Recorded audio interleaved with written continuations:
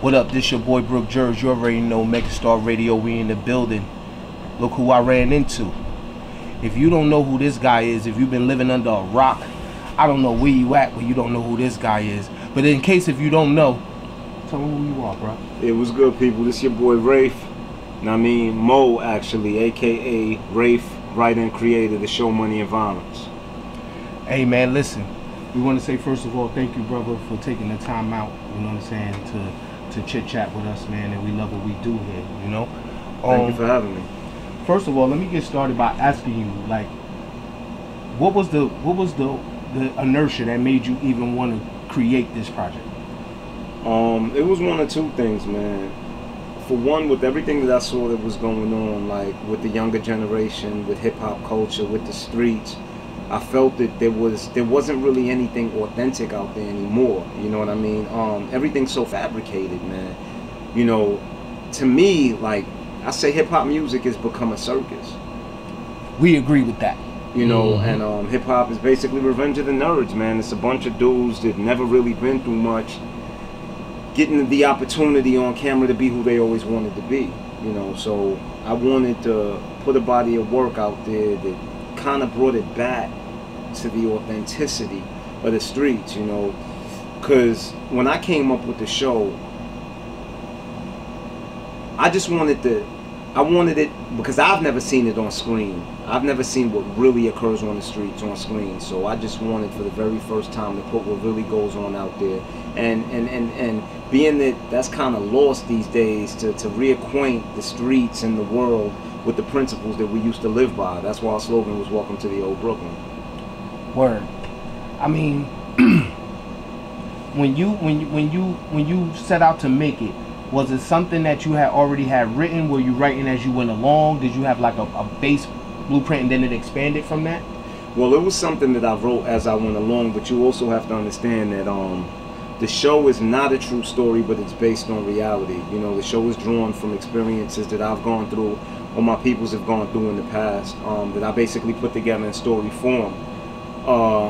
But I wrote the scripts week to week, you know, as we had the show. Every week I had basically 6 days to write the script, shoot the show, edit it, and have it out by the following Tuesday.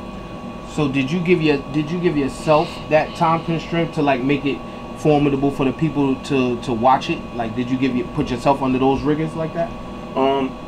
Yeah, like, because I work very well under pressure, and a lot of times I perform better when, like I said, when I have pressure on me. So I just didn't want to wait, man. When I had came up with the idea, I was so excited about it that it was like I wrote the first script, we shot the first episode, and it was like, yo, just put it out there. And every week we'll basically put together another episode and put it out. Wow.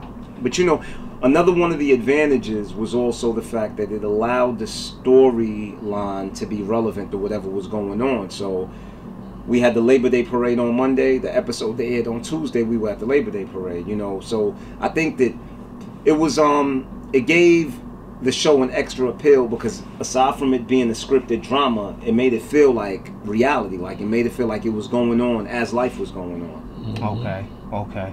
And like, so in making the show and dealing with people in different personalities and schedules and stuff like that, was there ever really an issue with that? Like, was it some things that you couldn't get done because of certain people's schedules and stuff like that? Well, I mean, when you're dealing with, keep in mind, the show, it's over 20 characters, over 20 different personalities. You're always going to have issues with people, no matter what. We, of course, conflicting schedule, because the first season, you know, this was all DIY. It was done on a shoestring budget. You know, it was basically done out of my pocket.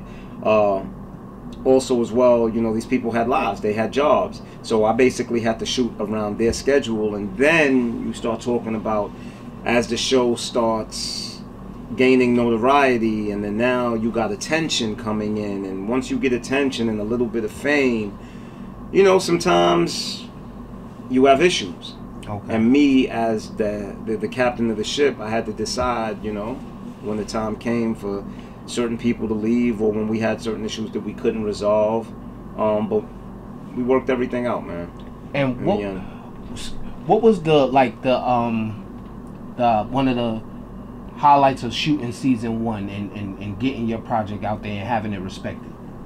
One of the highlights. One of the highlights of season 1. Well, you can give us more than one. I'll tell you now. One of my biggest highlights was when I got the call.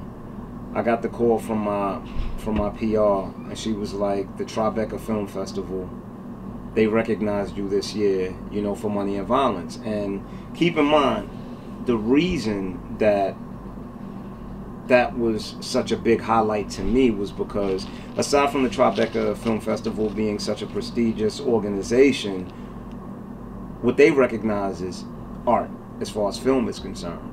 Right. You understand? Mm-hmm. So for my work to be received exactly how I had intended it to be, because this was not just another gangster flick. That's right. not what Money and Violence was. Money and Violence was a depiction of life. True. It was the depiction of dudes in the hood and why they live the way they live. It was, you know, the world calls us the bad guy, but we're not bad guys. You know, we're villains with superheroes' hearts.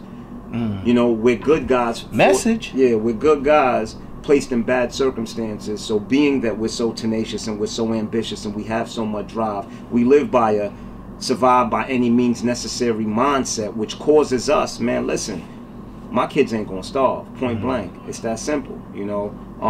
So when the Tribeca Film Festival recognized us, it was like, wow, like they get it. Like they get that this isn't just another shoot 'em up, bang, bang. This is a real depiction of life. Right. Man, listen, to hear you talk about passion, you know, with passion about your project, man, it really does good, you know. How do you feel about being one of the creators of a whole genre of filming on the internet? Like, how do you feel about that? Because it's like, you know, I seen that they gave you a nice honorary award at the you know, the web series yeah, I mean, and everything. Listen, man, you know, I see all of this as a privilege, you know. I got something I always say. I always say that success is too big a blessing for any human being to take credit for, you know. So I give the glory to God. Like, I put in the effort, but at the end of the day, too many things had to happen at the exact right time, at the exact right place. Like, I can't take credit for this, you know. And there are people who try their entire lives. You got people who went to film school for years, man, who tried their entire lives and haven't gotten as far as I've gotten in 2 years. You understand what I mean? True. It's like a question somebody asked me where they were like, yo, do I consider myself an actor? And I was like, no, I don't consider myself an actor. I think that would be disrespectful to the craft. That'd be disrespectful to the people who've taken acting classes and trained and gone to school. You know, I'm a guy that woke up one morning and decided to act. If I choose to pursue acting and I choose to take classes and train, then maybe one day I can be an actor. You know, but I wouldn't consider myself that now. But yeah, man, I feel this is a privilege, man. You know, it's truly a privilege, and like any privilege, just as quick as it's given, it can be taken away. And that's why, you know, I'm forever grateful, man, and I stay grounded and I stay as humble as possible. That's right. In season 1, you know what I mean, you had a lot of conflicts going and a lot of you know, stories that was definitely leading up to a season 2. So people already kind of had that season 2 vibe from season 1. Mm-hmm. So what was the creative process that made you interweave the stories the way that you did to make sure that you would ensure to leave people with I need to see a season 2 of this? Well, keep in mind that when I decided to put together Money and Violence, everything on this show was done strategically. I mean, from the first episode, keep in mind, like, we used to be on set and we'd be shooting, and I would tell my cast, like, okay, you see this scene? This is the scene that everybody's going to repost on Instagram tomorrow. This line right here is what everybody's going to be repeating tomorrow. This scene right here is what everybody's going to be talking about at the water cooler, because everything was strategically planned. You know, when I came up with the concept to put the show together, what I did was I sat back and I kept asking myself, what makes a classic? You know, I thought about movies like Boys in the Hood. I thought about Menace to Society, and it was like, what makes a classic? And I came up with all these different things, quotable lines, memorable scenes, things that have never been done before. But my appeal with Money and Violence was to bring it back to the essence. Like, I sit back and I used to watch, you know, all these urban dramas and all these movies, urban movies, and I'm like, wait a minute.